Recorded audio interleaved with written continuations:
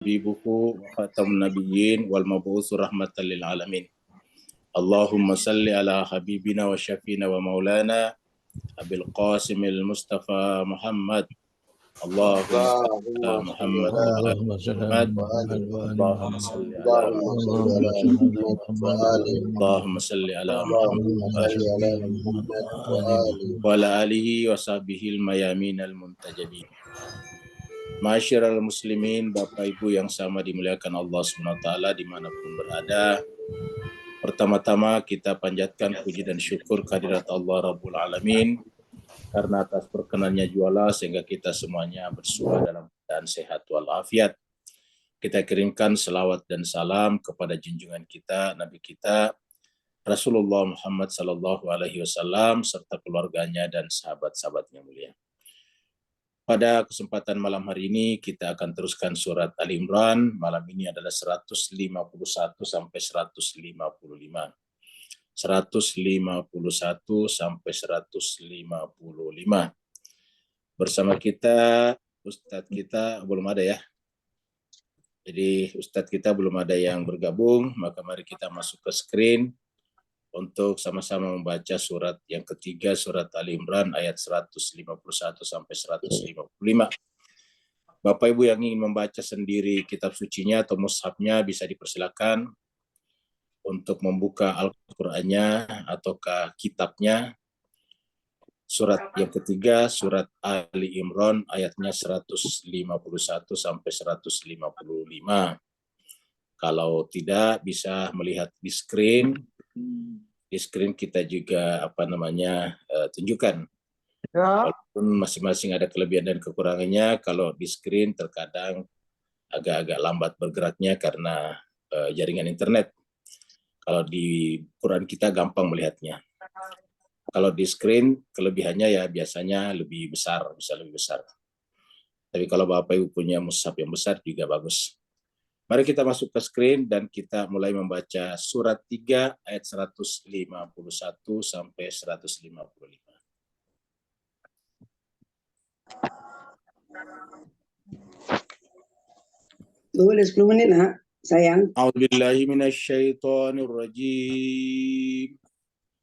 Bismillahirrahmanirrahim. Bisa ngaji ya. Bismillahirrahmanirrahim. Sanulqi fi qulubil ladzina kafarur ru'ba bima asyraku billah.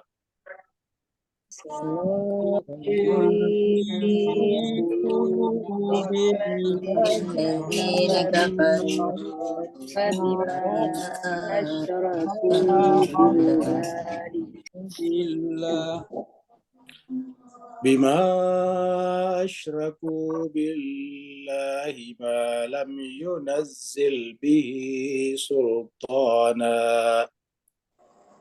Bima asyraku billahi lam yunazzil bihi sultana.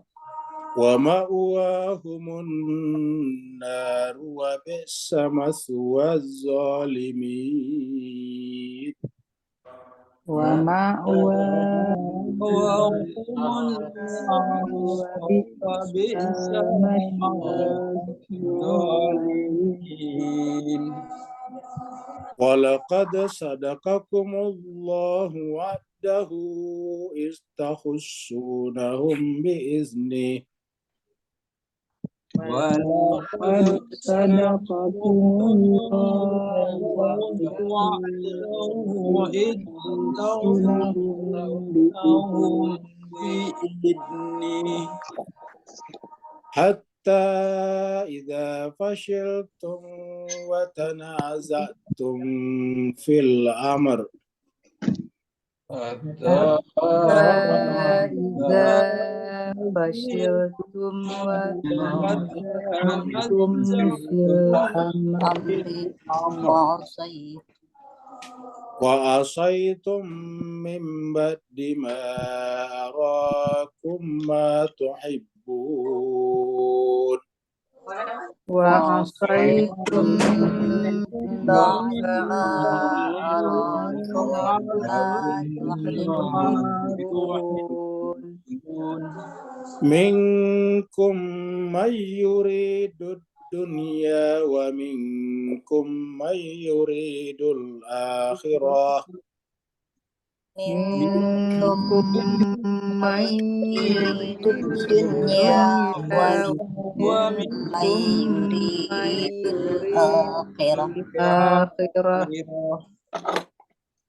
Thumma sarafakum anhum libabtaliyakum.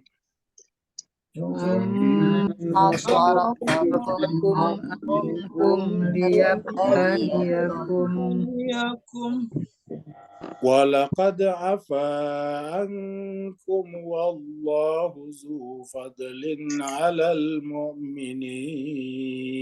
ولقد ولقد عفا عنكم والله ذو فضل على المؤمنين Istus'iduna wa la tuluna ala ahadin war rasulu yad'ukum fi ukhrakum. إذ تصعدون ولا تلون على أحد والرسول يدعوكم في أخراكم فأثابكم غما بغم لكي لا تحزنوا على ما فاتكم. فأثابكم غما بغم لكي لا تحزنوا على ما فاتكم ولا ما أصابكم والله خبير بما تعملون. ولا ما أصابكم الله خبير تعملون ثم أنزل عليكم من بعد الغم أمنة النعاس.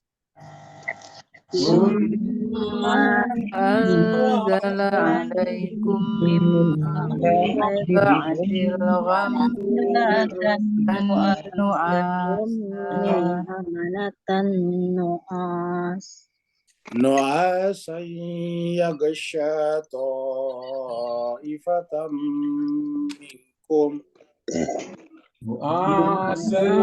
أي يغشى طائفة منكم وطائفة قد أهمتهم أنفسهم طائفة أمتهم أنفسهم يظنون بالله غير الحق ظن الجاهلية يظنون بالله غير الحق ظن الجاهلية يقولون هل لنا من الأمر من شيء يقولون هل لنا من الأمر من شيء قل إن الأمر كله لله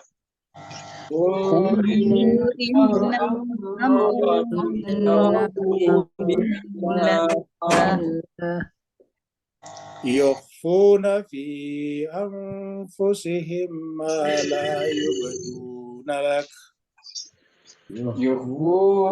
في أنفسهم يقولون لك يقولون لو كان لنا من الأمر شيء ما قتلنا هنا يقولون لو كان لنا شيء ما قتلنا هنا قل لو كنتم في بيوتكم لبرز الذين كتب عليهم القتل قل لو كنتم في بيوتكم لبرز الذين كتب عليهم القتل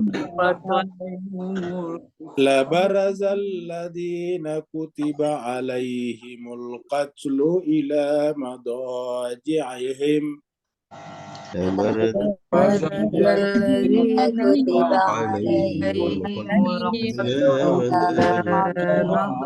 مضاجعهم وليبتلي الله ما في صدوركم وليمحص ما في قلوبكم وليبتلي الله ما في صدوركم وليمحص ما في قلوبكم والله عليم بذات الصدور والله عليم بذات الصدور إن الذين تولوا منكم يوم التقى الجمعان إن الذين تولوا منكم يوم التقى الجمعان إنما استزلهم الشيطان ببعض ما كسبوا إنما استزلهم الشيطان ببعض ما كسبوا ولقد عفى الله عنهم إن الله غفور حليم ولقد عفى الله عنهم إن الله غفور حليم صدق الله العلي العظيم صدق الله اللهم صل وسلم وزد وبارك على رسول الله وآله الأطهار على رسول الله وآله الأطهار اللهم صل على محمد وآل محمد اللهم صل على محمد وآل محمد اللهم صل على محمد. Terima kasih banyak Bapak Ibu semuanya telah ikut membaca ayat-ayat Allah Subhanahu wa taala. Semoga dengan apa yang Bapak Ibu semuanya baca menjadi asbab Allah Subhanahu wa taala memandang Bapak Ibu semuanya dengan pandangan yang penuh dengan rahmatnya dan pandangan yang penuh dengan maghfirah atau ampunannya. Kita teruskan surat Ali Imran, surat yang ketiga. Ali Imran sendiri artinya keluarga Imran. Turunnya surat ini di Madinah, maka dipanggil atau disebutlah dengan surat Madaniyah. Jadi Madinah bukan Madiniyah tapi Madaniyah. Jadi itu anunya. Perbedaannya sedikit. Madinah bukan Madiniyah tapi Madaniyah. Jumlah ayatnya 200 ayat dan tadi kita sudah membaca sampai 155. Jadi tinggal sekitar 45 ayat lagi. Terakhir kita sudah sampai di ayat 150. Mari kita meneruskan lembaran demi lembaran dari pembahasan kita supaya kita bisa mengikuti alur pembahasan Allah kepada kita melalui surat Ali Imran ini secara berkesinambungan. Allah SWT berfirman di ayat yang 150 terakhir berkenaan dengan Allah adalah wali kita semuanya, artinya bahwa puncak daripada aktivitas ibadah mahda kita itu adalah ketika kita pergi berhaji yang kemudian disusul dengan sunnah-sunnah seperti umroh, dan baik haji ataupun umroh kapan yang kita tuntunkan adalah labbaik Allahumma labbaik. Kita datang untuk menyerahkan diri kepadanya sehingga kita tidak berserah diri kepada selainnya. Karena apabila kita berserah diri kepada selainnya, disitulah biasanya awal daripada malapetaka. Allah berfirman, A'udzubillahi minasyaitonirrajim, Bismillahirrahmanirrahim, Balillahu maulakum. Jadi kata-kata bal di sini artinya bahwa tidak benar kita berwilayah kepada selain Allah. Siapa yang berwilayah kepada selain Allah, maka tunggulah malapetakanya. Dan inilah yang terjadi sekarang ketika mayoritas orang di dunia tidak bisa berbuat apa-apa terhadap Israel. Di depan mata kita yang terjadi adalah pembunuhan demi pembunuhan, pembantaian demi pembantaian, dan tidak bisa berbuat banyak termasuk orang-orang Islam, bahkan orang Arab di sekitarnya. Ya, apa sebabnya? Karena maula kita sudah bukan lagi Allah. Maula kita adalah negara-negara besar. Kita lebih takut kepada senjata mereka, kita lebih takut kepada sanksi daripada kepada Allah Subhanahu wa taala. Maka mengatakan orang beriman itu balillahu maulakum. Kalau kalian orang beriman, Allah lah menjadi maula kalian. Wa huwa khairun nasirin, karena dialah sebaik-baik penolong. Jadi ini intinya. Nah, menyampaikan sikap hati kita yang seperti inilah, kemudian kita lantunkan dengan kata-kata labbaik Allahumma labbaik, labbaik la syarika laka labbaik. Nah, seperti itu. Sekarang kita masuk pada ayat 151 dan kita tonton video singkat ini. Ini berbicara tentang hati. Karena ayat berikutnya yang membedakan orang beriman dan orang yang tidak beriman itu sebetulnya pada hatinya, bukan pada lahirannya. Kalau pada lahir, pada zahir, sama saja, sama-sama makan nasi, sama-sama minum air putih, sama-sama juga minum kopi, kopinya sama, minum teh-tehnya sama, tidak ada bedanya. Sama-sama juga ngelahirinya di rumah sakit, istrinya, sama-sama juga kalau sakit ke rumah sakit dan berobat. Ya. Yang berbeda adalah hatinya. Allah berfirman, sanulqi fi qulubil ladzina kafaru ruba. Jadi ini ada kata-kata ruba. Ya. Jadi ruba ini menggunakan rasa takut ya, rasa takut.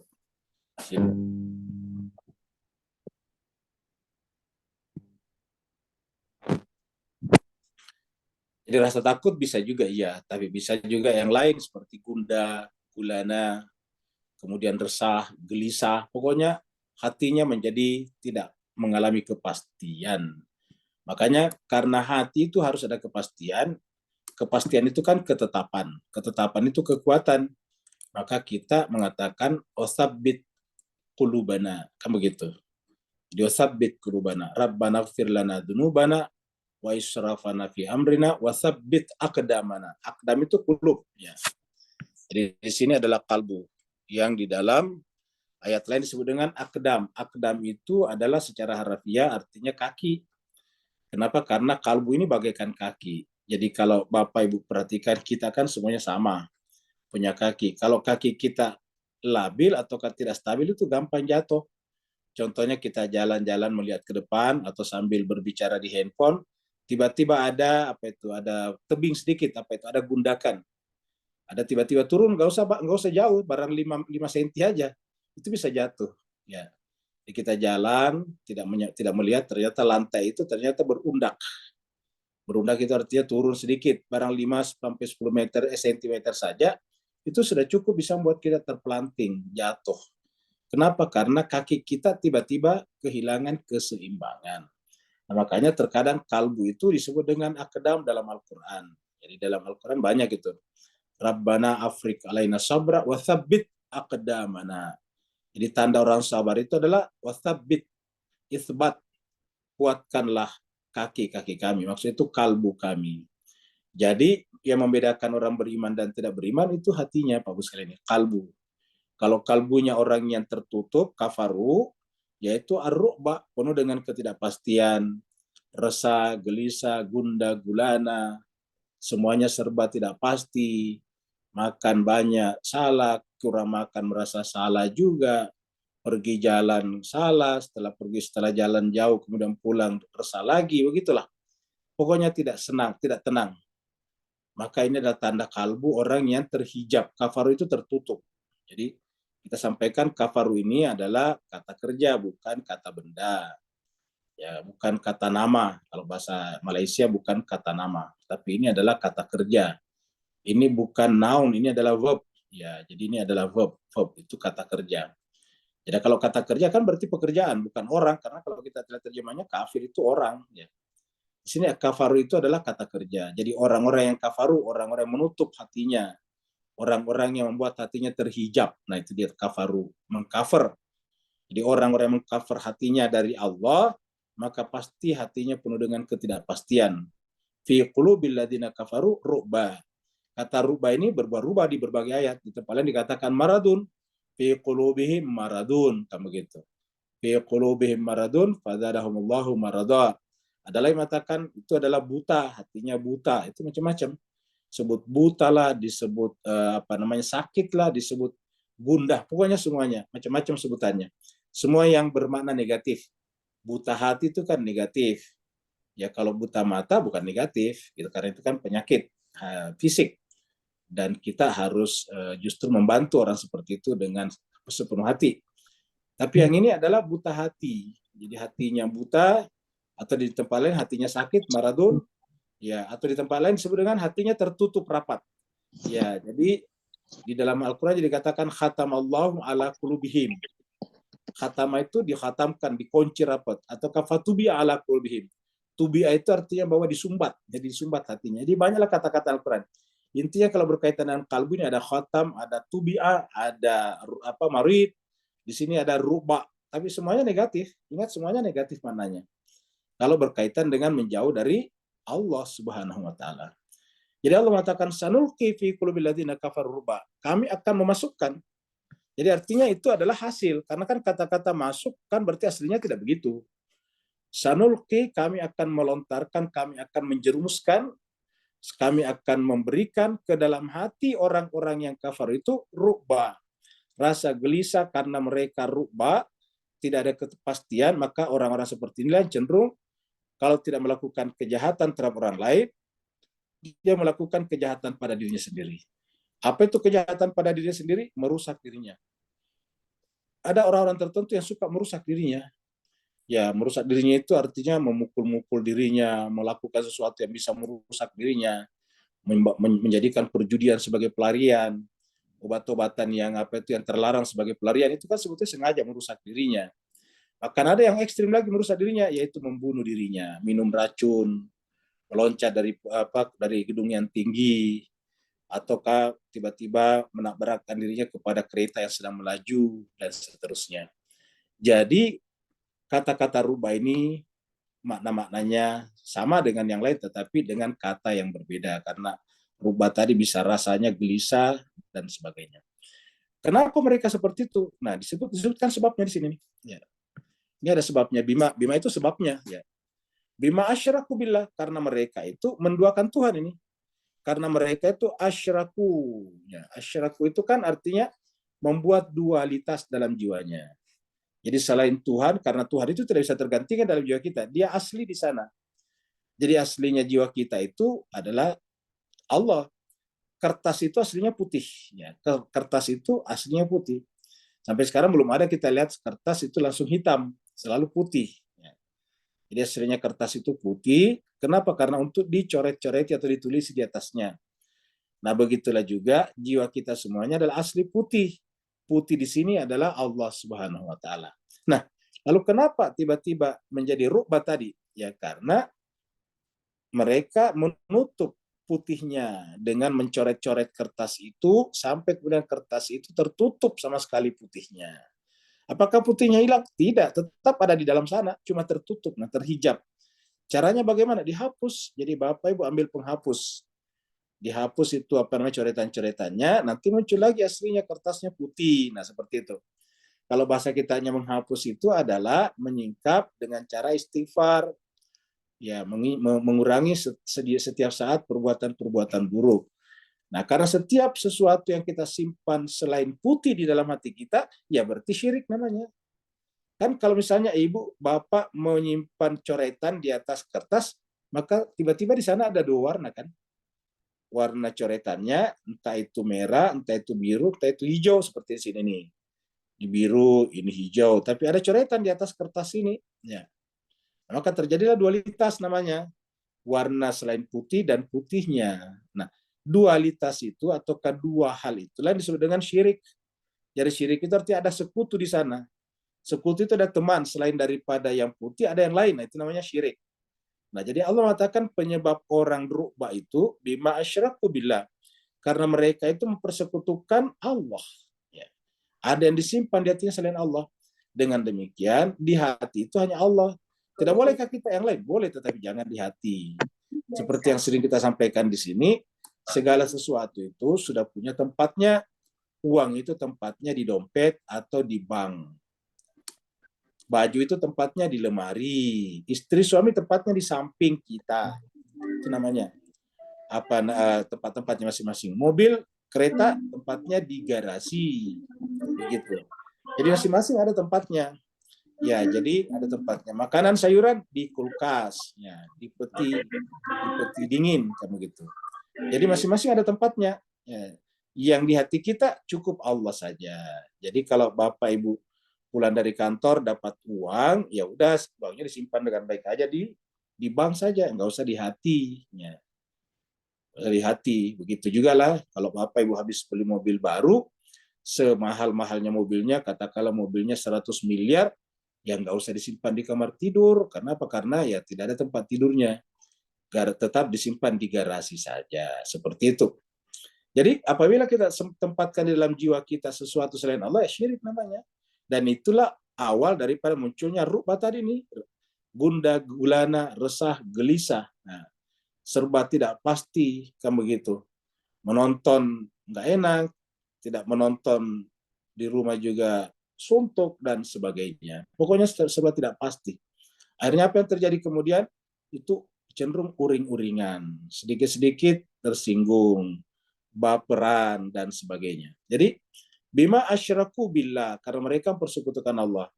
Malam yunazzil bisultana, karena segala sesuatu selain daripada Allah, maka tidak ada sultan. Sultan itu kekuasaan. Di sultan kekuasaan, jangan artikan sultan dalam bahasa Jakarta. Bukan itu, tapi ini sultan di sini kekuasaan. Apa namanya? Otoritas, ya. Tidak boleh ada yang punya otoritas dalam jiwa kita selain daripada Allah. Jadi jiwa kita itu otoritasnya Tuhan, ya. Hak otoritasnya Tuhan.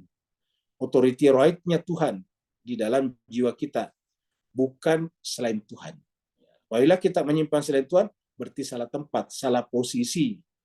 Salah posisi dimanapun tidak bagus. Ya. Orang yang memandu, menyopir, tapi bukan sopir beneran, itu pasti berbahaya. Ya harusnya dia di belakang, pemain belakang, jadi back di belakang, tetapi kemudian dia menjadi penyerang. Nah itu pasti tidak bisa. Ya kenapa? Karena kemampuannya beda. Kalau penyerang itu harus napasnya panjang, kuat larinya, dan dia bisa bertahan kiri kanan dan sebagainya. Tapi kalau back dia hanya mundur di belakang, saya tidak boleh jadi penyerang, tidak boleh tiba-tiba pemain belakang maju ke depan masukin bola. Nah begitu ada serangan balik ya masuklah. Nah begitulah. Jadi masing-masing ada tempatnya Bapak Ibu semuanya. Maka Allah mengatakan segala sesuatu yang ditempatkan pada bukan tempatnya tidak punya sultannya. Ya, tidak punya sultannya. Contohnya misalnya kopiah yang kita beli mahal tapi disimpan di kaki, ya nggak ada sultannya. Nggak harismatik. Harismatiknya kalau kopiah disimpan di atas kepala. Begitu ya sepatu, kita beli mahal, ratusan juta, tapi disimpan di atas kepala, kita pasti dibilangin orang, ini miring. Ya. Kenapa? Karena bukan tempatnya. Jadi segala sesuatu yang disimpan di bukan tempatnya, itu pasti. Coba kalau ada di antara bapak kemana-mana, setiap saat, setiap detik bawa istrinya. Pasti orang heran juga. Ya. Kenapa? Karena istri tempatnya sendiri. Ya. Begitulah juga suami, kemana-mana ikut, kemana-mana. Itu juga orang akan mempermasalahkan kenapa masing-masing ada tempatnya. Maka Allah mengatakan bima asyraku billahi ma lam yunazzil bihi sultana. Ya. Jadi apabila ditempatkan pada sesuatu yang bukan tempatnya, dia tidak punya sultan. Nah, apabila kita menyimpan sesuatu selain Allah pada kalbu kita, maka itu pasti tidak punya sultan. Kenapa? Karena tidak punya otoritas, tidak punya hak untuk menempatinya. Ya, jadi bukan haknya kaki itu kopiah, songkok. Bukan haknya kepala itu sepatu. Sepatu itu haknya kaki. Songkok ini kopiah haknya kepala. Kacamata haknya di mata, bukan di kuping. Coba kalau kacamata yang disimpan di kuping, pasti ditertawain orang. Atau disimpan di depan mulut kayak masker, itu pasti ditertawain orang. Jadi yang namanya sesuatu disebut punya sultan kalau dia berada pada tempatnya masing-masing. Ya, itu yang disebut dengan otoritas. Jadi otoritas atau haknya masker ya menutupi hidung kita. Haknya kacamata ya melindungi mata kita dari rabun dan sebagainya. Nah, siapa yang begitu kata Allah wa ma'wahumun nar. Tempat mereka itu adalah nar. Nah, tempat mereka adalah anar, ya neraka, api neraka. Jadi wa ma'wahumun nar. Jadi dari mana neraka kalau Bapak Ibu lihat di dalam ayat ini? Ya dari kalbu. Bapak Ibu perhatikan di sini. Jadi penyebabnya neraka itu kalbu yang bermasalah. Kalbu bermasalah itulah yang melahirkan rukbah.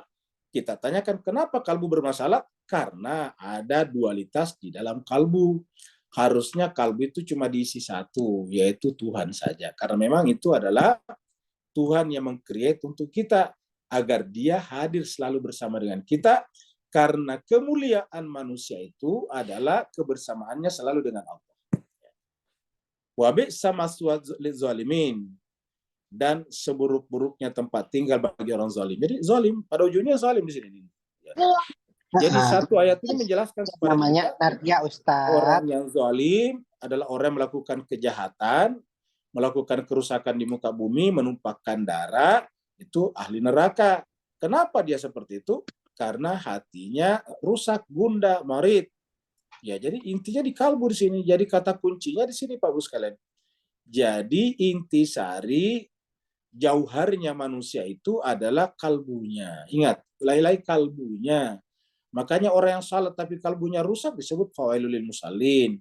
Orang rajin puasa tetapi kalbunya rusak, ya laisa lahu min syiyam. Tidak ada puasa baginya illal ju'i wal atash, kecuali lapar dan haus.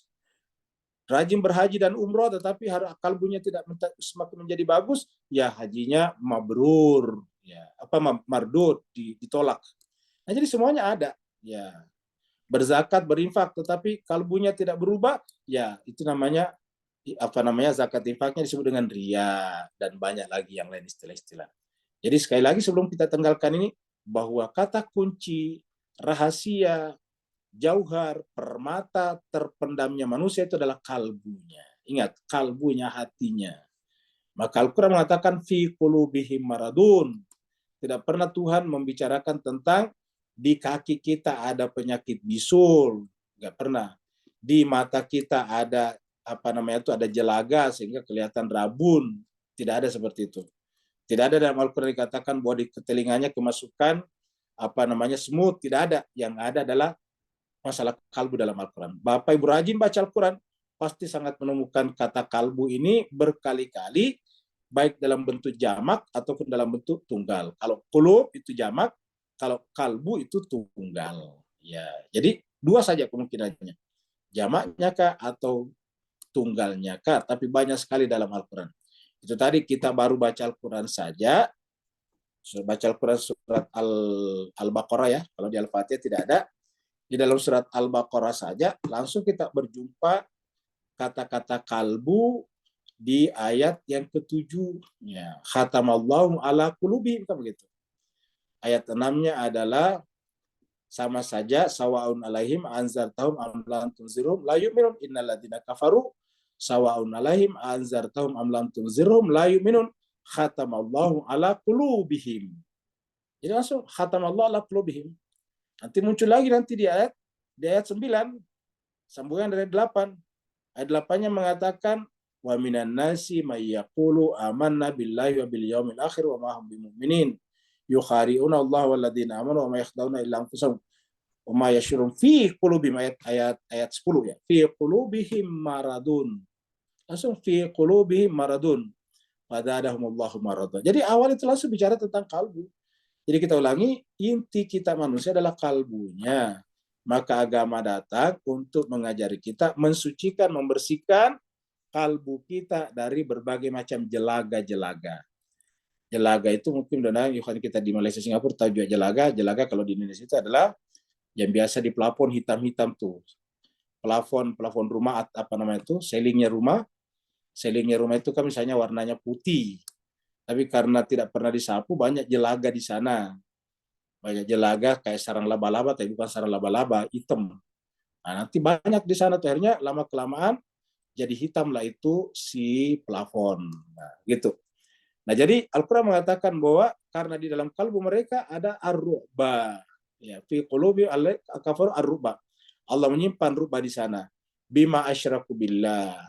Ini ayat seperti ini kita bisa temukan di surat lain. Ya, kita bisa lihat di sini. Nah, ini ayatnya surat Al-Anfal ayat 12 ya.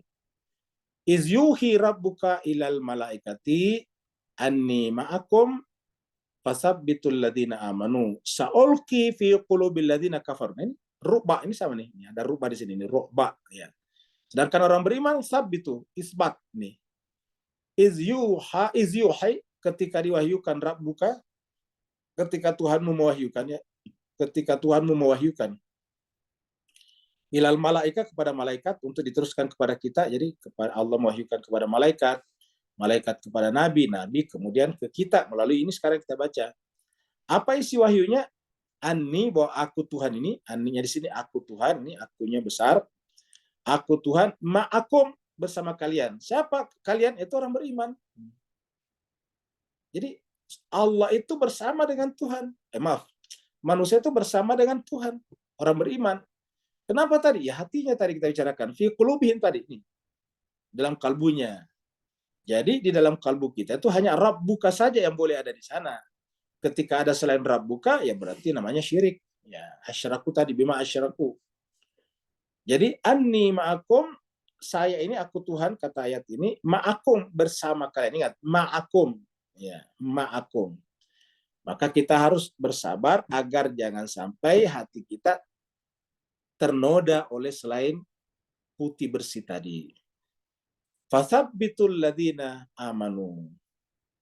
Maka fasabbitu, maka wahai malaikat, sampaikan kepada Nabi, Nabi menyampaikan kepada umatnya, bahwa dengan aku bersama dengan mereka, sabbitul ladina amanu, maka kuatkanlah hatinya orang beriman. Jadi, isbatnya orang beriman itu kalau Tuhan di sana. Makanya kan doa kita mengatakan wasabbit, tadi ingat.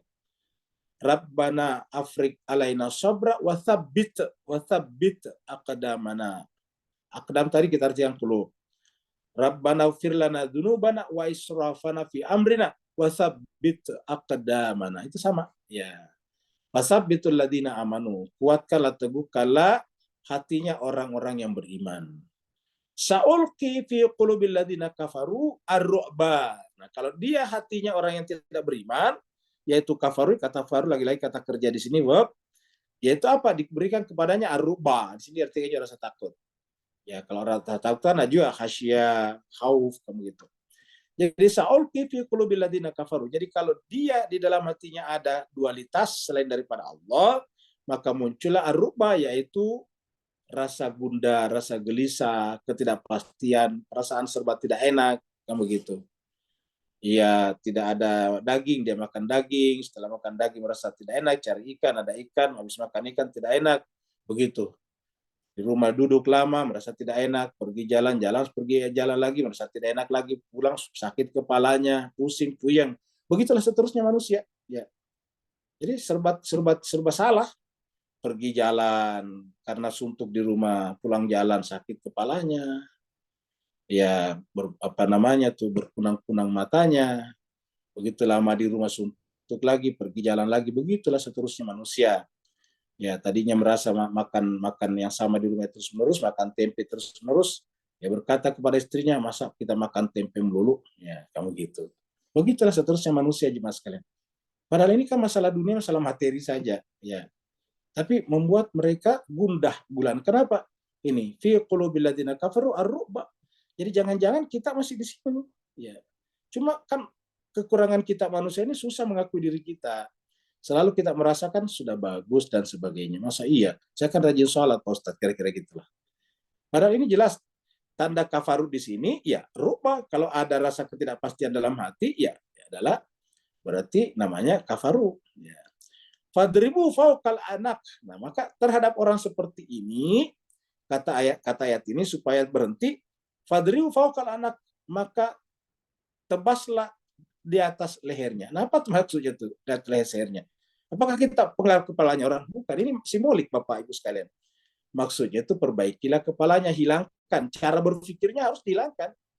Jadi cara berpikir yang menganggap dunia ini serba enak, serba bagus, ditebas itu, dihilangkan. Diganti dengan bahwa dunia itu sementara, ya, dunia itu sesaat saja, seperti itu. Karena dunia ini berubah dan berubah, ya tidak pernah kita berharap kepastian dari dunia. Karena kepastian hanya bisa kita dapatkan dari sesuatu yang pasti juga. Yang namanya pasti itu tidak berubah, yang berubah tidak pasti. Nah, dunia ini ciri-cirinya apa? Semuanya terserba berubah. Coba kalau tiba-tiba bumi berhenti berputar, ya udah kiamat. Jadi tanda kita masih hidup di dunia, lihatlah. Sekarang sudah malam lagi. Ntar kita selesai jam 9, istirahat sejenak, tidur, besok siang lagi. Tanggalnya lain lagi, sudah tanggal 30. Minggu depan sudah Februari lagi. Bulan depan sudah Maret lagi, sudah puasa lagi. Begitulah seterusnya. Kenapa? Berubah. Nah, yang berubah ini kita harapkan kepastian, ya tidak masuk akal. Jadi kita pasti akan tertipu namanya. Maka cara berpikir seperti ini harus diamputasi, dipukul lehernya, maksudnya ditebas. Kenapa leher? Karena leherlah yang memisahkan kepala dengan badan. Badan itu cuma ikut sama kepala. Ingat, bukan kepala ikut sama badan, tapi badan ikut sama kepala. Makanya kalau orang bermasalah di kepala, tubuhnya bermasalah. Kalau orang misalnya kena stroke, itu kan dari masalah kepalanya. Ya, jadi kepala lah. Dalam dunia politik juga begitu. Dunia politik ini, kejahatan kemanusiaan yang terjadi sekarang di Palestina, ya karena kepalanya. Siapa kepalanya? Ya Amerika. Iya. Di berita dikatakan besar-besar, Joe Biden telah berselisih dengan Netanyahu. Masa iya? Buktinya Joe Biden masih tetap mengirim bertonton amunisi dan senjata ke Israel. Nah, kan berarti beda judul berita dengan di bawah. Seperti itu. Berita itu apa? Untuk memperbaiki citra. Ya, stigmanya diperbaiki. Bahwa Amerika itu sebetulnya bagus. Demikianlah dia berselisih dengan Netanyahu. Faktanya yang realnya di lapangan apa? Dia tetap mengirim senjata dan amunisi bertonton ke Israel. Untuk apa? Membunuh rakyat Palestina. Nah, kalau begitu, Israel itu bisa dikatakan sebagai ekornya ular dan Amerika kepalanya. Allah mengatakan apa? Fadribu fawqal anak. Ya. Pukullah lehernya, kepalanya dipisahkan. Maksudnya, pisahkan kepalanya dengan ekornya. Nah, seperti itu. Wadribu minhum kulla banan. Ya, dan juga jari-jarinya. Nah, apa jari-jarinya? Pekerja aktivitasnya. Maka cocok yang dilakukan Houthi supaya jari-jarinya Israel berhenti mencakar-cakar orang Palestina sampai meninggal 25.000 orang, ya harusnya jari-jarinya itu diputus. Cara memutuskannya ya melalui Laut Merah itu kan dilakukan Houthi dan ternyata lebih efektif daripada yang lain. Sementara negara Islam yang lain ya jadi penonton pasif. Ya, penonton pasif. Di depannya sudah terbunuh orang ribuan, tapi bicaranya masih dialog. Ya, orang dialog seperti diinjek, gimana caranya? Ya, coba bayangkan kalau ada penjahat yang menyiksa korbannya. Tapi kita menyarankan Pak Polisi, kita dialog dulu. Ya, gimana? Bisa dialog, orang membunuh setiap hari. Caranya sebelum dialog, dihentikan dulu penjahat itu. Baru kita ciptakan dialog, apakah mau menyelesaikan secara kekeluargaan atau tidak. Nah, kan itu intinya. Tetapi orang di depan dibombardir, kita dialog. Tidak ada dialog kalau begitu, kecuali hentikan dulu perbuatan aniaya tersebut. Nah, cara menghentikannya apa? Ini dia. Fadribu fawqal anaqi wadribu minhum kulla banan. Itu kan Al-Quran luar biasa. Ya, supaya kejahatan, kafir kita artikan pelaku kejahatan kemanusiaan, maka pukullah, tengkuk mereka ya. Kalau itu artinya kita ini tengkuk supaya terpisah kepala dengan badannya. Karena yang memerintahkan badan itu kepala. Nah, satu. Yang kedua, jari-jarinya. Apa artinya jari-jarinya? Aktivitasnya. Ya. Senjatanya harus jangan dikirim lagi harusnya. Wadribu minhum kulla banan. Ya. Nah, jadi ini saya kira ayat seperti ini banyak di dalam Al-Quran ya. Kita kembali lagi ke sini. Jadi ini adalah baru ayat 151. Ya. Kita pindah ke 152. Nah, makanya kita lihat di sini jemaah sekalian, dalam kehidupan kita ini selalu diarahkan kepada dua jalan, ya, apakah jalan ke arah cahaya atau menuju kepada petaka. Ini petakanya nih, ya, apa namanya tuh, bencana ini dia. Datang apa namanya angin puting beliung, nah ini dia malapetaka. Kita tinggal pilihannya dari kita. Ya, ini bagus ini kata-katanya, keputusan yang benar, keputusan yang salah. Kalau kita ke sini ya keputusannya benar, tapi kalau kita sini keputusannya salah. Ya, seperti itu. Nah, jadi kita tinggal memilih. Itulah kebebasan kita sekarang. Dan untuk mengajari kita memilih ini di atas, Tuhan juga berikan kepada kita kepala. Ini dia tadi kepala. Maka kalau ada orang yang memilih jalan yang salah, pasti kepalanya. Ya, kepalanya yang harus dipenggal. Tapi kalau ada orang yang benar, kepalanya harus dimuliakan, dihormati. Jadi, yang mulia manusia itu adalah kepalanya.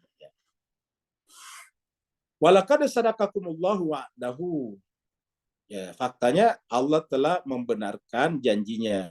Walaqad, dan sungguh sadaqakumullahu wa'da. Allah telah membenarkan kepada kalian wa'da janjinya. Di mana? Ketika terjadi perang Uhud dan perang Badar sebelumnya. Ya, di perang Uhud diceritakan bahwa kalau kamu menyimpan dari Rasul, nanti kamu bermasalah. Nanti disebutkan nanti di sini. Ya, coba kita lihat ayat-ayat ini.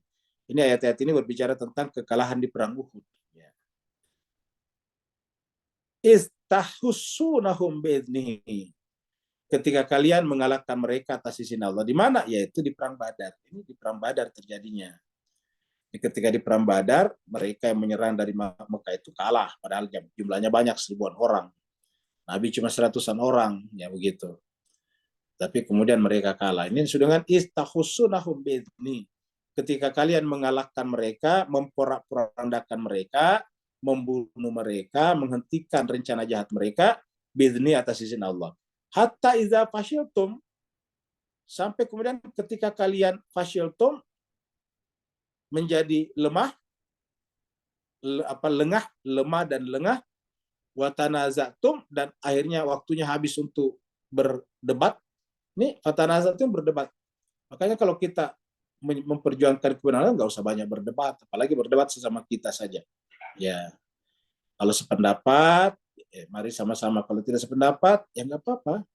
Bahkan kebersamaan itu tidak harus sependapat. Yang penting tujuan perjuangannya sama. Maka janganlah kita menghabiskan waktu untuk berdebat. Apa sebabnya? Ya kamu akan jadi lemah. Fasyiltum. Kapan? Watanazatum, apabila kalian selalu berdebat. Ya, berdebat kusir pusat, tanazatum. Ya. Makanya kan di dalam surat An-Nisa ayat 59 dikatakan, wa atiullah wa atiur rasul wa ulil amri minkum fa in tanazatum fi syai'in farudduhu ila Allah wa rasul. Itu kan ada kata-kata itu, wa tanazatum. Ya. Jadi wa tanazatum fil amr, kalau kalian berdebat mengenai suatu urusan, akhirnya apa yang terjadi? Wa asaitum mimba dima arakum ma tuhibun. Akhirnya kemudian kalian ini durhaka. Ya. Mimba dima arakum ma tuhibun. Jadi kita kembalikan ini cerita ke cerita Uhud. Di Uhud itu awalnya orang Islam menang. Istahussunahum bi'idnihi. Jadi ketika kalian mengalahkan mereka di perang Uhud itu di awal-awalnya, kan begitu. Karena mereka masih disiplin dengan perintah Rasul, yaitu pemanah tetap di punggung bukit, tidak boleh turun. Nah, tetapi kemudian apa yang terjadi? Ketika orang-orang kafir itu meninggalkan posisinya, mundur ke belakang dengan meninggalkan semua akomodasi barang-barang logistiknya, makanannya dan sebagainya. Yang namanya makanan kan pasti banyak kalau pasukan perang, apalagi 1000-an orang, pasti banyak terigunya di sana, banyak rotinya di sana, banyak kambingnya di sana, dan kemudian ditinggalkan begitu saja. Nah, ternyata akhirnya kemudian sebagian yang di depan ini, pasukan yang ada di depan, di front terdepan, kemudian berebut mengambil barang-barang yang ditinggalkan itu.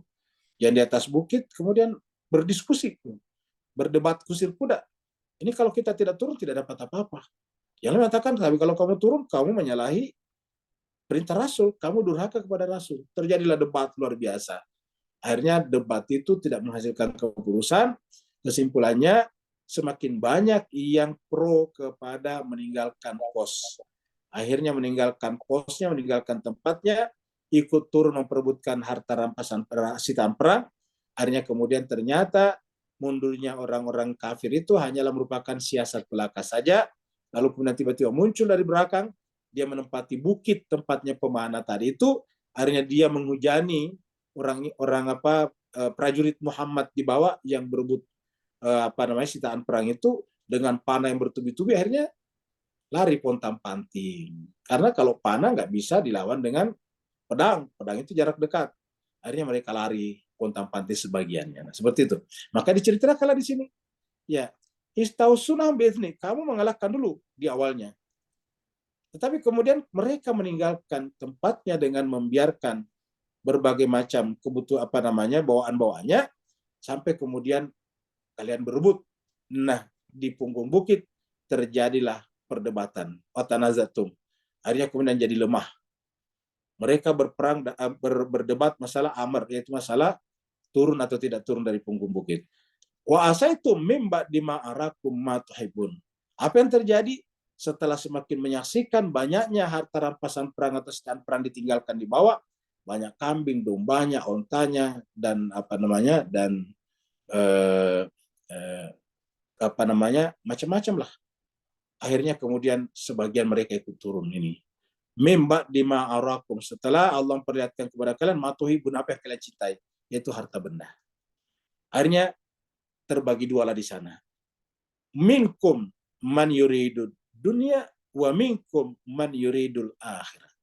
Di antara kalian ada yang memang tujuannya hanya dunia, wa minkum man yuridul akhirah. Jadi ada di antara kalian yang memang cuma dunia ini tujuan hidupnya, walaupun ikut berperang bersama Nabi.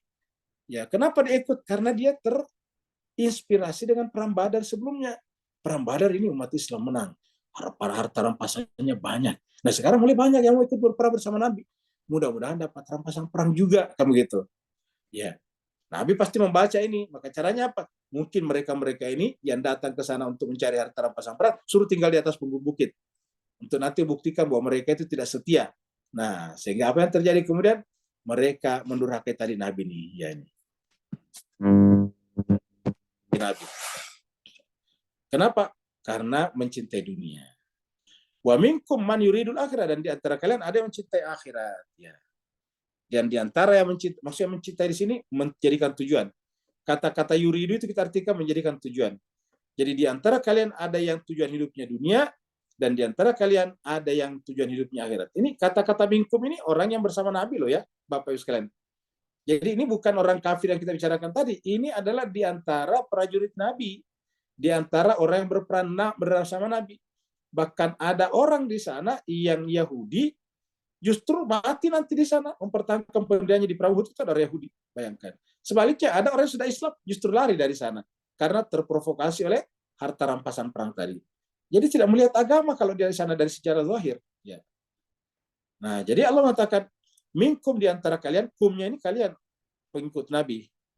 Dan itu yang terjadi sekarang juga. Minkum juga sekarang ini kita lihat di Timur Tengah, ini berlaku sekarang. Jadi kalau kita berlakukan di Timur Tengah sekarang ini kelihatan Bapak Ibu sekalian ini. Minkum man yuridud dunia, ya, kemudian wa minkum man yuridul akhirah. Di antara kalian ada yang mencintai dunia, tidak peduli dengan Palestina. Mau dibunuh 20 ribu ke 250 ribu ke atau semuanya ke, dia tidak peduli. Yang penting kerajaan, dinasti dan kekuasaannya tetap berjalan. Di akhir nanti kita akan tunjukkan video pengkhianatan lagi terjadi di sebuah negara Yaman sekarang ini. Jadi yang ingin menghancurkan Houthi sekarang bukan hanya Amerika, tetapi orang-orang yang tidak setuju dengan Houthi juga. Dan itu Muslim. Nah, jadi Al-Quran mengatakan minkum yuridud dunia wa minkum yuridul akhirah. Jadi cinta dunia ini berbahaya sekali Pak Ibu sekalian. Artinya menjadikan dunia sebagai tujuan. Apakah orang mencintai akhirat atau menjadikan akhirat tujuan? Tidak mencari dunia. Mencari dunia, bahkan mungkin pencari dunia sangat telaten. Tetapi bukan jadi tujuan hidup. Ya, tapi alat untuk mencapai akhirat. Ingat, alat kendaraan mencapai akhirat. Ya. Wa minkum man yuridul akhirat. Dan antara kalian ada yang fokus hidupnya adalah akhirat. Kita tahu cuma sekian sebagian di antara yang istiqamah berada pada garis perintah Nabi sana adalah Sayyidina Ali bin Abi Thalib. Yang ketika banyak yang lahir, Nabi lah yang melindungi Nabi di sana. Nabi lah yang melindungi Nabi di sana. Coba. Ya. Apa maaf, Ali lah yang melindungi Nabi di sana. Pontang-panting sampai kakinya kena panah pula di sana. Coba. Betisnya. Ya, Nabi juga kalau Ali boleh dikatakan secara zahir ya Nabi akan disergap oleh mereka. Ya, karena tidak ada lagi pelindungnya, pada lari. Coba lihat. Summa sarfakum anhum liyabtaliyakum. Ya. Jadi apa kata Allah? Summa sarafakum. Sehingga kemudian ada di antara kalian yang berpaling anhum dari Nabi.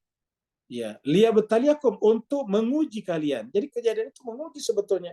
Jadi kasus Palestina sekarang juga ini adalah liyabtaliyana. Nah, gitu. Untuk Allah menguji kita. Kalau kita itu nak di sini nih. Liyabtaliyana, ya, kalau kalian liyabtaliyakum. Jadi supaya Allah menguji kita. Ya, betal itu dari kata bala, ya, menguji. Ya, jadi dalam Al-Qur'an dikatakan alladzi khalaqal mauta wal hayata liyabluwakum, itu sama, liyabluwakum ayyukum ahsanu amala. Jadi ini Allah menguji kita dengan kejadian ini, siapa di antara kalian yang benar-benar menjadikan dunia sebagai tujuan dan siapa di antara kita akhirat sebagai tujuan. Walaqad afa ankum, tetapi setelah kasus ini ada yang lari pontang-panting, bersembunyi setelah meninggalkan Nabi, maka kemudian ada di antara kalian yang lari, tetapi kemudian setelah itu itulah Nabi. Dikhianati, dia nyaris terbunuh, pasukan kalah pada saat itu. Tetapi setelah itu mereka memaafkan mereka, luar biasa. Walaqad afa'akum. Dia Allah melalui nabinya memaafkan kalian. Wallahu zu fadlin 'alal mu'minin. Makanya ayat inilah yang digunakan orang-orang tertentu yang membela orang-orang lari di Uhud. Dia tahu kalau mereka lari di Uhud. Jadi katakan tekan sudah dimaafkan. Iya, tetapi intinya adalah lari di dalam Uhud. Pada saat itu mereka telah mengkhianati Nabi. Artinya dia maafkan siapa? Ya, kejadian itu. Apakah kemudian belakangan tidak terjadi? Tidak ada jaminan. Kata-kata Allah memaafkan mereka bukan jaminan kalau mereka tidak melakukannya lagi. Walaqad afa ankum wallahu zu fadlin 'alal mu'minin. Ayat 153. Ini adalah video singkat yang agak lucu sedikit, yaitu orang yang menangis, bersedih. Ya, ini adalah yang bersedih. Di simbol-simbol kesedihan ada di sini. Ya. Istus'aiduna wala talwuna ala ahadin war rasulu yada'ukum fi ukhrakum fa'asabakum ghamman bighammin. Istus'aiduna, ketika kalian semuanya lari. Ini lari dari mana tadi? Medan perang Uhud. Istus'aiduna, ketika kalian semuanya lari. Wala talwuna ala ahadin, sehingga kemudian mereka tidak berpaling, saking takutnya mereka di perang Uhud itu. Ini siapa mereka? Prajuritnya Nabi sebagian. Sampai mereka lari kencang sekali sampai tidak berani noleh ke belakang. Ini la talwuna, kalian tidak menoleh ke belakang. Bahkan ketika dipanggil dan Rasul ada di tengah-tengah mereka nih. Coba kita lihat. Wala taluna ala hadin. Kalian tidak menoleh ke belakang kepada salah seorang yang memanggil kalian. War Rasul, dan Rasul yada'ukum, memanggil kalian melalui orang ini. War Rasul yada'u, bayangkan Rasul memanggil mereka. Rasul masih hidup. Rasul masih hidup bersama dengan mereka. Mereka melihat setiap hari. Tetapi mereka mengkhianatinya di perang Uhud. Dan ketika Nabi mengajak mereka, ini war Rasul, ini Rasul yada'ukum, memanggil kalian fi ukhrakum, kepada kalian yang pergi itu, kalian tidak memperdulikannya, kalian tidak menoleh ke belakang lagi. Coba. Nabi masih ada, sudah tidak didengarkan kata-katanya. Apa sebabnya? Dunia dan dunia. Fa'asabakum ghamman bighammin. Apa yang terjadi kemudian? Akhirnya kalian setelah lari dari Rasul apa? Apakah dia merasa tenang? Sekarang setelah lahir dari Rasul, dalam bahasanya lari daripada kematian, tidak mau membela Nabi di sana, apakah dia kemudian hidup tenang? Tidak. Fa'asabakum ghamman bighammin. Akhirnya gundah demi gundah menyergap hati mereka. Allah menimpakan kepada kalian ghamman bighammin, kesedihan demi kesedihan. Gundah demi gundah, gulana demi gulana. ketidakpastian demi ketidakpastian. Kenapa meninggalkan Rasul? Jadi kalau kita sekarang menyaksikan bagaimana Gaza, Palestina dibiarkan begitu saja oleh banyak orang-orang Islam dan Arab di sekitarnya yang Islam itu, tidak perlu heran kalau membaca ayat ini. Jangankan Palestina, Gaza, bahkan Rasul masih hidup, mereka sudah meninggalkannya. Ini diabadikan dalam ayat ini. Coba Bapak baca hafal ayat ini 153. Nabi masih hidup, Rasul masih hidup, mereka meninggalkan Rasul. Seakan-akan mengatakan biarlah Nabi mati. Dan seandainya Nabi terbunuh di sana, tentu mereka menjadi merasa pahlawan. Coba kita bersama dengan Nabi, kita ikut mati juga. Sekarang kenapa dia malu? Ternyata Nabi selamat. Ya. Nabi kembali dalam keadaan selamat. Malulah mereka. Di mana wajahnya disimpan. Kalau nanti Gaza menang, Houthi menang, lalu kemudian negara-negara Arab yang selama ini menjadi penonton, bahkan membantu Amerika menghancurkan Palestina, menjadi seperti burung onta yang menyembunyikan kepalanya ke dalam pasir saking malunya. Seperti yang terjadi pada ayat ini.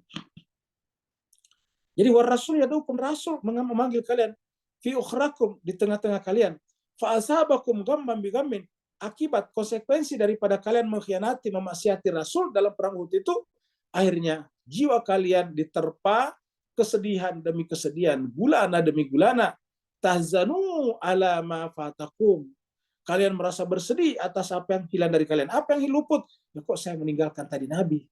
Coba kalau Nabi terbunuh, ya tidak bersedih. Sekarang beres bersedih. Kenapa? Nabi masih ada dan rumah mereka ada di Madinah. Mereka juga banyak yang datang dari Mekah juga berhijrah bersama dengan Nabi. Coba. Jadi Allah mengatakan fa'atabakum ghamman bi ghammin likai la tahzanu ala ma fatakum. Ya. Wala ma asabakum. Ya, jadi sebetulnya kasus-kasus seperti ini untuk memperkuat hati kita. Tadi isbat, sabit akdaman, supaya kalau hati kita kuat, ya kita tidak bersedih atas apa yang luput dan tidak juga berbangga atas yang kita dapatkan. Jadi harusnya seperti itu. Wallahu khabirum bima ta'malun. Ingat, setiap saat Allah mengetahui apa yang kalian kerjakan.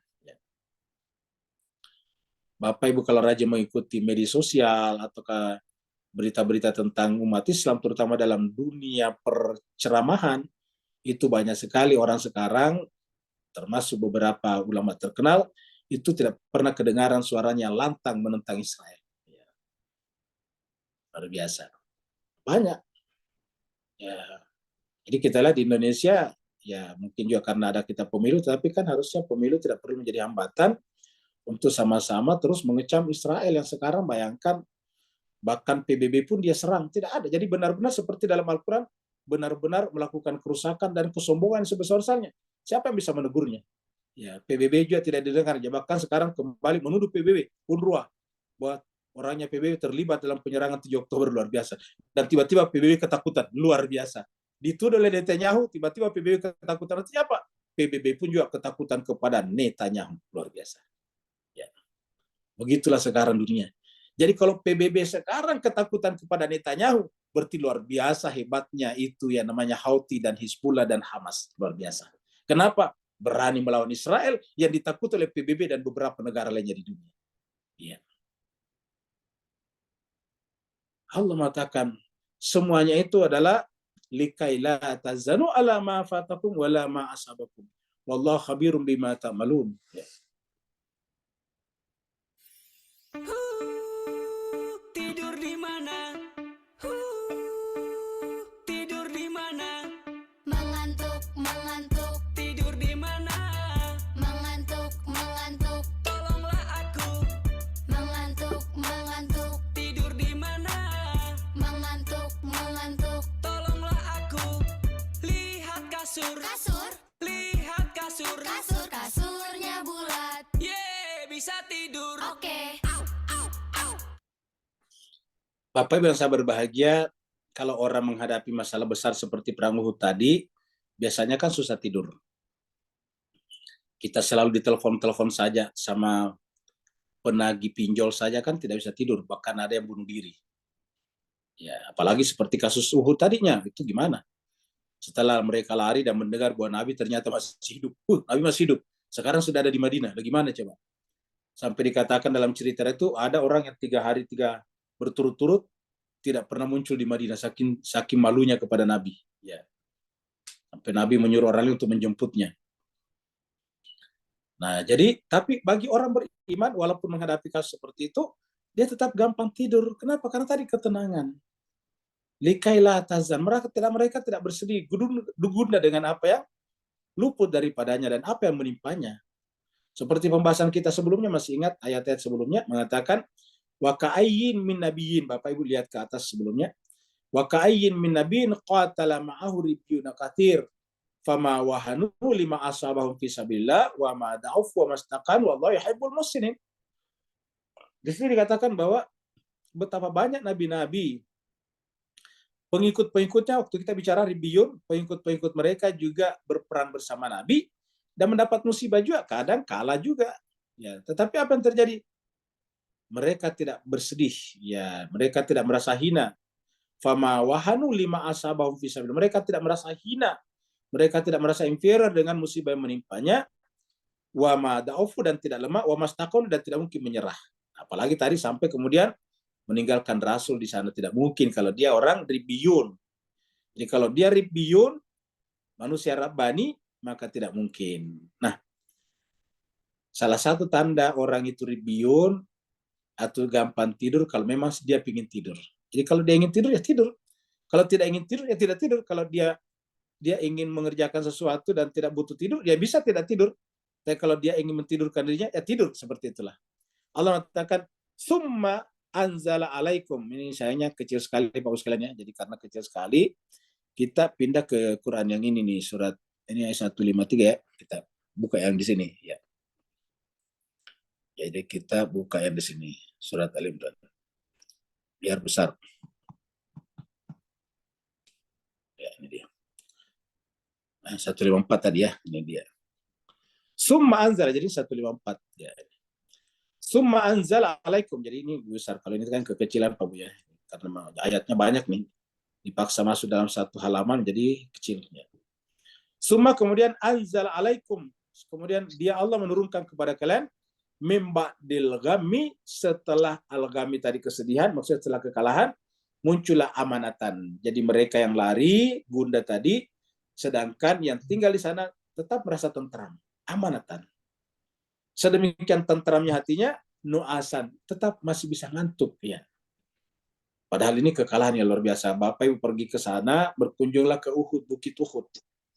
Di sana kita lihat korban-korban yang terbunuh, sahabat-sahabat Nabi yang terbunuh di Uhud, termasuk Sayyidina Hamzah, pamannya Nabi yang merupakan pembela Nabi yang gigih sejak di Mekah. Ya, dan banyak lain, ada Mus'ab bin Umair. Sayangnya sekarang tidak bisa masuk karena dipagar. Ya, sehingga kemudian juga kuburan-kuburan yang tadinya ketahuan, setiap dia korban dikuburkan di tempatnya biar kelihatan. Hamzah korbannya di sini, dikuburkannya di sini. Mus'ab korbannya di sini, dikuburkannya di sini.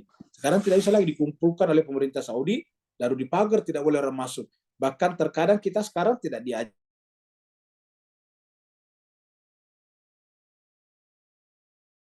mampir ke Uhud. Sekarang begitu Pak, para hujaj, para peziarah, duyufullah, duyufur rahman, itu di sana tuh adalah Uhud, tidak pergi lagi ke situ. Lalu di mana kita dibawa berlama-lama? Pergi ke bukit magnetik, yang kalau mobil tidak disetirin jalan sendiri kamu gitu. Ya. Seperti itu cuma sekali. Tiba-tiba di sana. Ya, tiba-tiba jadi itu kan bukan sejarah namanya. Itu hanya kejadian alam dan ada di mana-mana. Di rumah kita juga ada besi berani namanya. Itu apa namanya tuh? Yang narik-narik apa namanya? Narik-narik paku. Jadi kalau kita tarik, narik paku. Ya. Nah, jadi Mas Geser bahagia itu kita dibawa ke sana, nggak ada unsur sejarahnya. Lalu seakan-akan ditutupi. Ya, coba.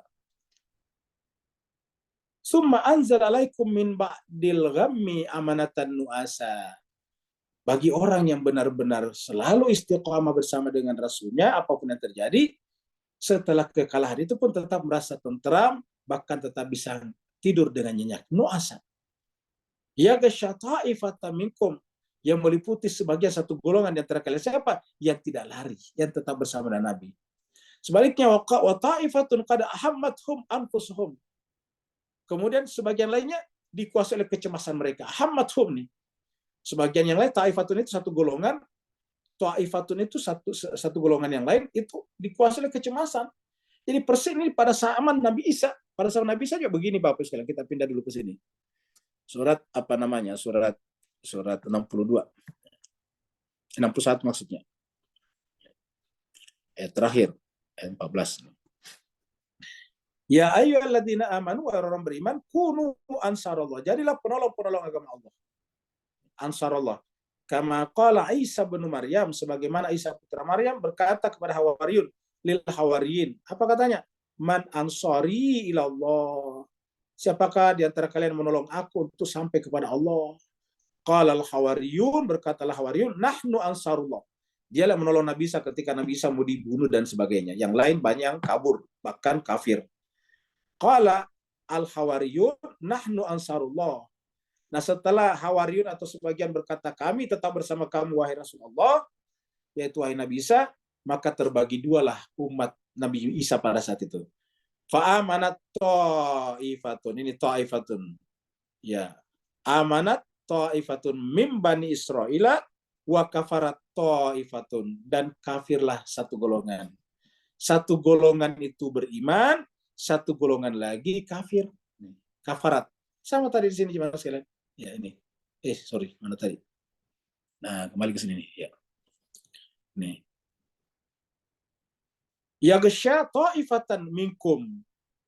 Tiba-tiba bisa merasa aman, ngantuk yang meliputi satu golongan antara kalian. Sebaliknya, wa ta'ifatun, sebagian lagi, pada hammathum anfusuhum.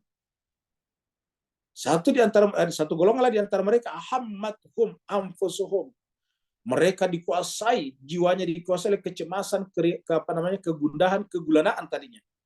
Sampai pada tingkat yazunnuna billahi ghairal haqqi zannal jahiliyah.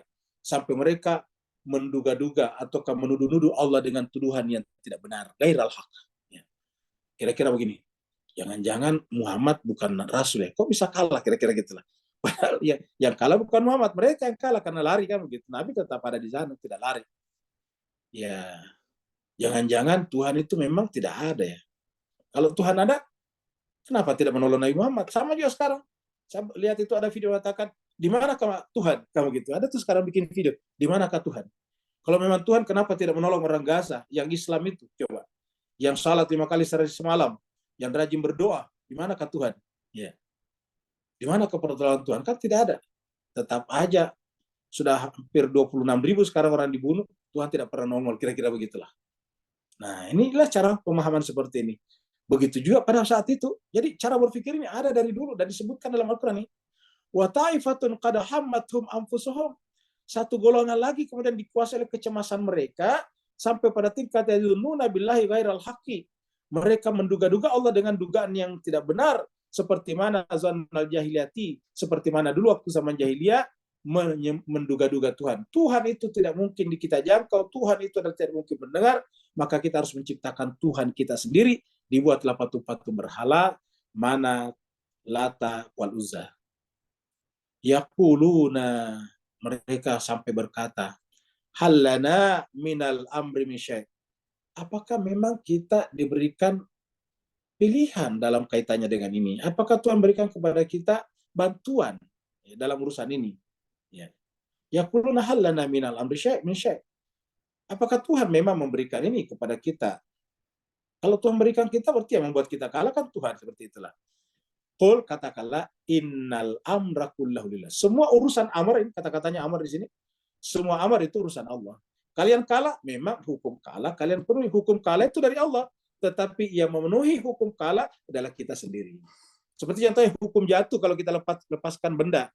Hukum jatuh itu adalah Tuhan ciptakan gravitasi bumi. Tapi yang memilih untuk menjatuhkan gelas atau tidak, ya kita. Hukum kalah itu dari Allah. Hukum menang dari Allah. Tapi di mana kita berada? Memenuhi hukum menang atau memenuhi hukum kalah? Itu dari kita. Ya. Dia katakan, qul innal amra kullahu lillah. Yang namanya urusan amar hukum itu dari Allah semuanya. Tapi yang memilih untuk memenuhi dan tidak memenuhinya kita. Yang memilih untuk memenuhi atau tidak memenuhinya adalah kita. Qul innal amra kullahu lillah. Yukhfuna fi anfusihim ma la yubduna laka. Bahkan masih banyak lagi dugaan-dugaan buruk terhadap Allah dan terhadap Nabi yang dipendam dalam diri mereka yang tidak diungkapkannya kepada kamu Muhammad. Yukhfuna fi anfusihim ma la yubduna laka. Dia memendam dalam hatinya banyak lagi dugaan-dugaan buruk kepada kaum Muhammad yang dia tidak ungkapkan. Yaquluna, mereka berkata, lau kana lana minal amri syai'un ma qutilna hahuna. Kalau memang urusan ini adalah urusan dari Allah, maksudnya kita datang ke sini karena perintah Allah, ya kalau kita datang ke sini karena perintah Allah, ya tentu harusnya diberikan kemenangan dong. Kenapa? Karena Tuhan yang memanggil kita datang ke sini. Maka kami makutil nahahuna, tidak mungkin kami terbunuh di sini. Maksudnya teman-teman kita. Tidak mungkin Musa bin Umair, tidak mungkin yang lain terbunuh di sini. Ya, seperti itu. Maka Allah mengatakan jawab kepada mereka Muhammad. Karena itu keliru. Itu persepsi yang salah. Qul, katakanlah Muhammad. Lau kuntum fi buyutikum. Walaupun kalian berada di rumah-rumah kalian. La barazal ladzina kutiba alaihimul qatlu ila madajihim. Walaupun kalian berada di rumah-rumah kalian masing-masing, ya kematian kalian itu bisa berbeda-beda. Ada yang mati terinjak mobil, tabrakan. Ada yang mati jatuh dari kuda. Ada yang mati tenggelam di laut. Ada yang mati terseret sungai, ada yang mati dan sebagainya. Artinya apa? Semua jenis kematian itu sesuai dengan hukum alam yang ada. Kenapa terseret sungai? Karena ada sungai yang terus mengalir. Kenapa terinjak kuda? Karena ada kuda yang lari dan dia menyeberang. Kenapa ada kecelakaan? Karena orang terkadang lalai di jalanan. Banyak lagi yang lain. Ya. Allah mengatakan, seandainya ini bisa kita pilih secara sadar, maksudnya kita menghindarinya, ya kita tinggal di rumah saja, kira-kira gitulah. Kalau kita tinggal di rumah saja, terus apakah ada kehidupan? Jawabannya tidak ada. Coba kalau semua orang berpikir daripada tenggelam di laut, terseret sungai, diinjak kuda, tabrakan di jalan, jatuh dari pesawat, ya lebih baik kita tinggal di rumah saja. Apa yang terjadi kira-kira? Yang terjadi adalah kehidupan mandek, kehidupan so berhenti. Maka mau tidak mau, supaya kehidupan berjalan, supaya kita makan, petani harus pergi ke sawah, nelayan harus ke laut, penerbang harus menerbangkan pesawatnya, sopir harus menjalankan kereta atau mobilnya, sopir dalang sopir delman harus menjalankan kudanya, semuanya harus menjalankan tugasnya. Maka di manakah mereka meninggal? Kemungkinannya walaupun tidak selamanya, ya dalam kondisi ketika merasa berada di sana. Ada yang mati tenggelam di laut, ada yang mati di sawah tersambar petir, ada yang mati tadi ketika nyebrang di sungai, ada yang meninggal dunia ditabrak atau tabrakan mobilnya, seperti itu. Yang meninggal di dunia justru sedikit. Jarang kita dengar meninggal di dunia. Ya, banyak kan di jalan. Pembunuh terbesar sekarang bukanlah rumah sakit, tetapi jalanan, kecelakaan lalu lintas. Ya. Maksudnya, orang mati paling banyak bukan di rumah sakit, tapi di jalan. Ya. Qul law kuntum fi buyutikum. Seandainya pun ada, kata seandainya ada di dalam rumah kalian, kalian tidak mungkin bergerak rumah untuk cari nafkah. Nah, pada saat itu, la barazal ladzina kutiba alaihimul qatlu ila madajihim. Maka dia akan meninggal dunia di tempat-tempat yang seharusnya mereka berada pada saat itu. Ketika kecelakaan dan memenuhi syarat, dia meninggal di jalanan. Madajihim. Ketika dia pergi ke laut dan kemudian datang ombak besar, tenggelam perahunya, tenggelam tidak pakai pelampung, maka madajihim di sana. Ketika dia pergi ke sawah, tiba-tiba datang petir, tersambar petir, madajihim. Dia pergi ke sawah, tiba-tiba dipatok ular kobra, madajihim, dan seterusnya. Waliyabtali Allahu ma fi sudurikum, dan supaya Allah menguji apa yang ada dalam dada kalian, iman kalian. Waliyumahi sama fi qulubikum, dan sebetulnya untuk Allah membersihkan kalbu kita agar lepas daripada dugaan-dugaan buruk tentang Allah SWT, karena Allah itu mengetahui apa yang ada dalam dada kita. Wallahu alimun bidzatis sudur. Jadi kita kembali lagi ke sini. Saya kira jelas Pak. Kemudian terakhir 154. Nah, nonton dulu. Pemerintah Yaman yang diakui secara internasional mengatakan operasi defensif yang dilakukan Amerika dan Inggris terhadap militan Houthi belum cukup. Menurut pemerintah, Washington harus bekerja sama dengan Arab Saudi untuk menghilangkan kemampuan militer Houthi. Hal itu disampaikan Ketua Dewan Pimpinan Presiden Yaman, Rashad Al-Alimi, dalam sebuah pernyataan pada Sabtu 27 Januari. Sejak 2014, Yaman terlibat perang saudara dengan kelompok Syiah bernama Houthi. Kelompok ini menguasai sebagian besar wilayah utara Yaman dan pusat populasi lainnya. Arab Saudi yang berbatasan dengan Yaman khawatir akan semakin meluasnya kekuasaan Houthi. Oleh karena itu, Saudi mendukung pemerintah Yaman untuk memerangi militan tersebut. Sementara itu, Amerika Serikat telah menetapkan kembali Houthi sebagai kelompok teroris. Hal ini menyusul serangan terhadap kapal-kapal di Laut Merah yang dianggap mengganggu arus bebas perdagangan. Amerika Serikat bersama Inggris bahkan melakukan serangan langsung ke posisi Houthi yang disebutnya sebagai upaya membela diri. Bapak Ibu sudah baca beritanya kan, nonton beritanya. Di mana posisinya Saudi, di mana posisinya Yaman. Yaman yang bukan Houthi tadinya. Mereka semuanya satu baris, satu saf dengan Amerika Serikat. Amerika sebagai imamnya dan mereka sebagai makmumnya. Mereka sholat juga, ini sholat dalam tanda petik ya, quote and quote. Jadi mereka itu sholat juga dalam tanda petik. Mereka ada safnya juga, ada imamnya juga, imamnya Amerika. Di belakanglah bersaf-saf, coba lihat tadi. Dan kita tahu semuanya, ceritanya ya namanya kelompok Houthi itu Ansarullah bukanlah pemberontak, tapi disebut rebel tadi, pemberontak. Oleh Amerika disebut teroris. Padahal apa? Dia yang namanya Ansarullah itu partai yang memenangkan pemilihan umum demokrasi pertama setelah masanya Ali Abdullah Saleh selesai gitu. Jadi sana pemerintah yang paling lama di sana itu semacam diktatornya adalah Abdullah Saleh gitu. Abdullah Saleh kemudian sudah lama akhirnya kemudian turun, dibikin pemilihan umum. Yang menangkan siapa? Partai yang bernama Ansarullah. Tetapi kemudian siapa yang tidak menerima? Amerika tidak terima. Ya, siapa yang tidak terima? Saudi tidak terima. Siapa yang tidak terima? Yang pemerintah dikalahkan tadi di Yaman, yang tadi disebut sebagai pemerintah yang diakui internasional. Padahal itu pemerintah yang kalah. Namanya Abdul Rabi Mansur, ya. Pemimpinnya dulu. Ya, akhirnya didukung. Akhirnya karena mereka tergusur, akhirnya Abdullah Mansur itu, Rabi Mansur lari ke Saudi bersembunyi. Didukung pasukannya oleh Saudi. Terjadilah perang saudara di Yaman pada tahun 2014. 2014. Kita semua tahu. Tetapi setelah memerangi Houthi Ansarullah, tidak bisa mengalahkannya. Bahkan Saudi babak belur karena beberapa kali kilang minyaknya diserang oleh Houthi. Ya. Sekarang Houthi memperlihatkan bahwa dia itu benar-benar ikhlas untuk membela agama. Saya lihat. Kalau dia tidak ikhlas, ngapain dia mempertaruhkan negaranya untuk membela Gaza? Gaza satu, jauh dari wilayah. Kan itu kan Yaman dengan Gaza tidak berbatasan. Gaza itu adalah arahnya ke Laut Mediterranean, ke Eropa sana. Sedangkan yang namanya Yaman arahnya ke Laut Merah yang dekat dengan dengan dekat Teluk Aden ke arah Laut Arab, nanti ke situ ke Laut Hindia.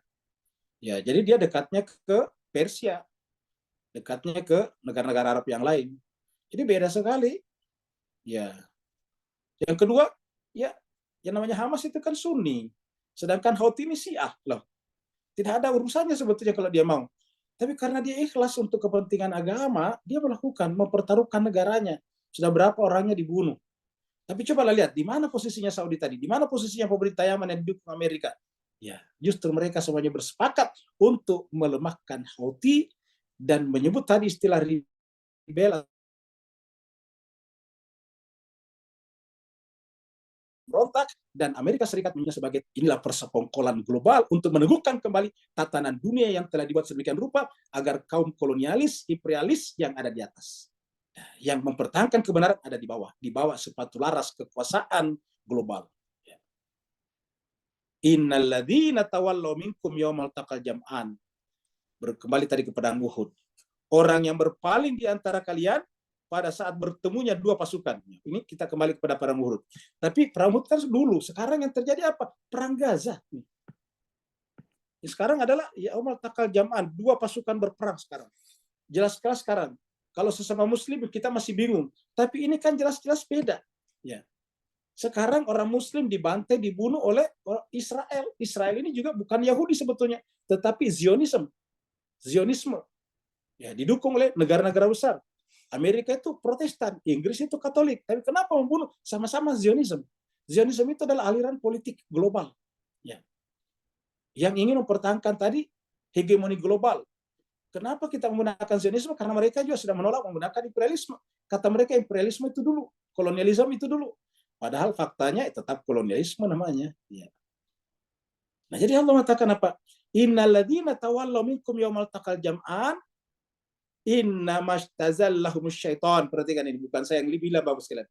Orang yang berpaling meninggalkan Nabi ketika bertemunya dua pasukan di Uhud, yaitu pasukan dari Mekah, yaitu mereka yang menyembah berhala, dan bersama dengan Nabi di Madinah. Jadi Mekah, walaupun Mekah itu tempatnya Ka'bah, tetapi mereka disebut sebagai istazallahum syaitan. Yang menyerang Nabi di Uhud kan dari Mekah. Mekah apa? Ya tempatnya Baitullah. Ya, tetapi disebut apa? Disebut istazallahum syaitan. Jadi innalladzina tawallaw minkum yaumal taqal jam'an. Orang-orang yang berpaling lari di antara kalian pada saat bertemunya dua pasukan. Pada zaman Nabi adalah pasukan penyembah berhala dari Mekah, dan satunya adalah pasukan tauhid Nabi di Madinah. Lalu kemudian ada dari Nabi yang lari. Nah, mereka kata Tuhan istazallahumus syaitan. Sekarang juga kita saksikan bahwa yang berperang di Gaza ini kan jelas Islam dengan Israel. Ya, Israel bukan Islam. Tetapi banyak orang yang tidak berpihak kepada Gaza. Orang yang tidak berpihak kepada Gaza atau orang Islam, ya tentu diam-diam hatinya berpihak kepada Israel. Ya. Lalu apa cara menyebutnya? Istazallahumus syaitan biba'di ma kasabu, akibat perbuatan mereka sendiri ini. Ya. Walaqad afallahu anhum. Tapi dalam kasus Uhud, ketika mereka kembali kepada Nabi, memperbarui baiatnya, Allah maafkan mereka. Seandainya sekarang mereka menghentikannya juga dan kembali memperbarui cara berpikirnya, Allah pasti memaafkan juga. Innallaha ghafurur rahim, karena Allah itu Maha Pengampun lagi Maha Penyayang. Ya. Jadi Bapak Ibu yang sangat berbahagia, ya mohon maaf ini panjang sekali ini sampai hampir jam 9. Kenapa? Karena ini suasana perang di Gaza masih membuat kita bersemangat kalau bicara Gaza. Kenapa? Karena kasihan sekali Pak sekalian. Kalau Bapak Ibu mengikuti berita-berita, kebetulan saya Al-Fakir ini hampir setiap menit, jam mengikuti perkembangan di Timur Tengah, sebagai amanah daripada Al-Quran surat Ar-Rum. Nah, maka lihat benar-benar kita itu gregetan menyaksikan bagaimana pengkhianatan demi pengkhianatan yang dilakukan oleh beberapa pemerintah negara Arab dan Islam di Timur Tengah yang membiarkan Gaza menjadi semacam menjadi mangsa yang dicabit-cabit oleh oleh pemangsa yang begitu sadis ya. Sampai sekarang kita saksikan itu. Nah, mudah-mudahan Allah SWT mempercepat pertolongannya, sehingga Allah tunjukkan kebenaran itu kebenaran dan kebatilan itu kebatilan. Wa'alafu minkum, yang mau bertanya dipersilakan dengan segala hormat. Waalaikumsalam. Waalaikumsalam warahmatullahi wabarakatuh. Silakan Pak Nur.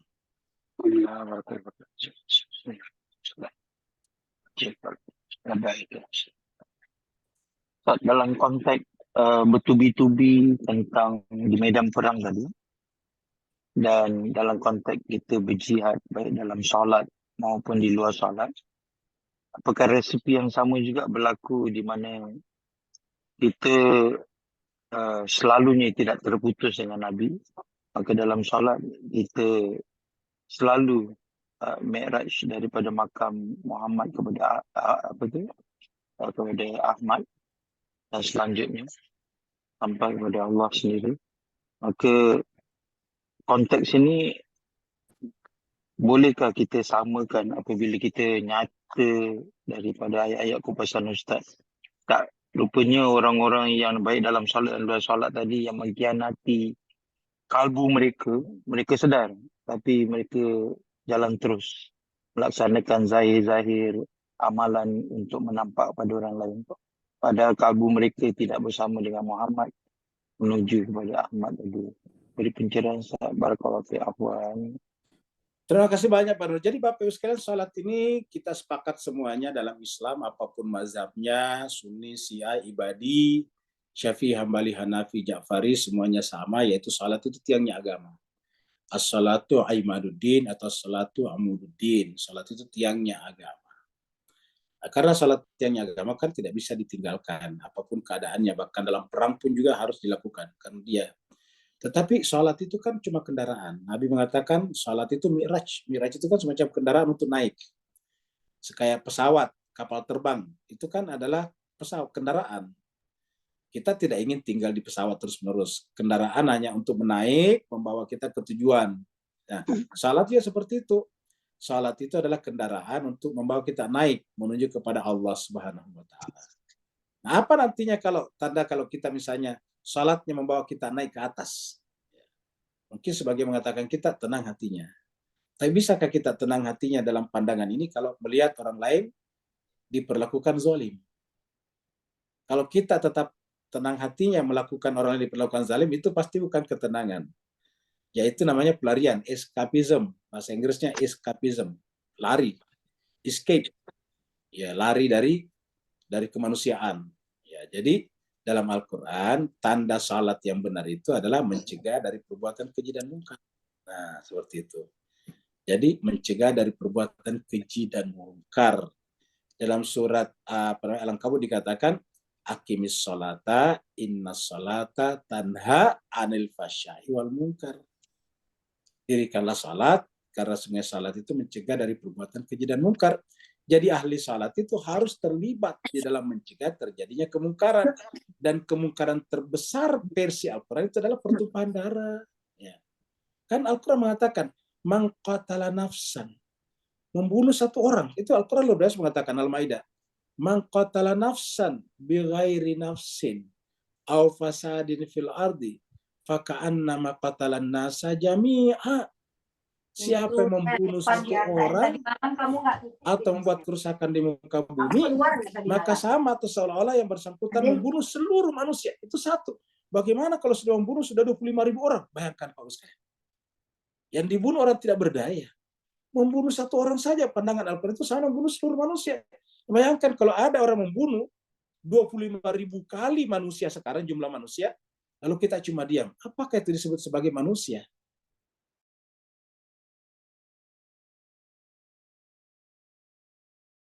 Katakan tidak, salat itu ditandai dengan kata-kata tanha anil fahsya'i wal munkar ini konsisten dengan ayat lain mengatakan kuntum, ini di surat Al-Imran juga, kuntum khaira ummatin ukhrijat linnas ta'muruna bil ma'ruf wa tanhauna 'anil munkar. Kalian umat Islam itu umat terbaik. Kenapa? Karena untuk mempertahankan nilai-nilai kemanusiaan di seluruh manusia. Ukhrijat linnas. Caranya bagaimana? Mendorong orang untuk berbuat baik dan mencegah terjadinya kemungkaran. Jadi kalau kita tidak terlibat dalam pencegahan kemungkaran, ya kita bukan bagian daripada orang ahli salat. Dan kemungkaran berdasarkan Al-Quran itu adalah menumpahkan darah dan merusak di muka bumi. Dan ini semuanya sudah terjadi di Gaza, karena di Gaza gedung-gedung dirusak ya, dan orang-orang dibunuh.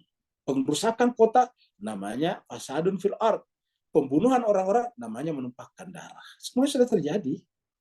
Nah, dengan demikian, seperti istilahnya tadi Pak Ruh, dalam konteks ini, salat disebut dengan mi'raj apabila kita peduli kepada kemanusiaan.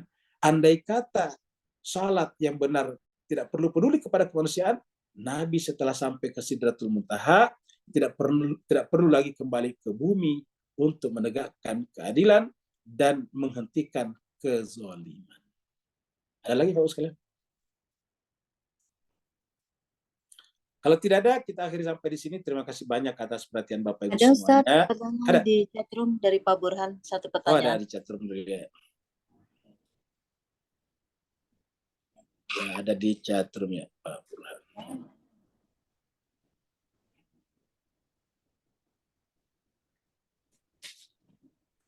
Ayat tadi yang mengatakan ada sahabat Rasulullah yang meninggalkan atau belakangi Nabi pada zaman ini, apakah ayat tersebut berlaku hanya setelah zuhurnya Imam Zaman? Sampai sekarang terjadi, bukan hanya pada zaman zuhurnya. Jadi siapa saja yang berbuat sesuai dengan yang tetap istiqamah bersama dengan Nabi, berarti sama dengan berbuat menanti kedatangan Imam Mahdi ajalallahu farajahu. Dan kita tahu perjuangan kita menegakkan kebenaran, menghentikan kezaliman, itu adalah menggelar karpet merah, red karpet demi kedatangan Imam Zaman. Siapa yang tidak melakukan itu berarti tidak ikut menggelar karpet merah demi kedatangan Imam Mahdi ajalallahu farajahu syarif. Seperti itu. Jadi intinya harus berbuat. Kalau tidak berbuat, ya tidak membuat karpet, tidak menggelar itu Pak Burhan. Kalau di sini namanya apa ya? Menyambut ya, menggelar karpet merah itu menyambut ya dengan penuh harap dan hormat ya, dengan menggelar karpet merah. Nah, kita mempersiapkan kedatangan beliau seperti itu. Terima kasih banyak atas perhatian Bapak Ibu semuanya. Mohon maaf atas segala kekurangan. Wassalamualaikum warahmatullahi taala wabarakatuh. Waalaikumsalam warahmatullahi wabarakatuh. Waalaikumsalam warahmatullahi wabarakatuh. Terima kasih Ustadz. Terima kasih Cek Sama. Ayu. Sama-sama. Ustaz, Sukan Bu Ayu.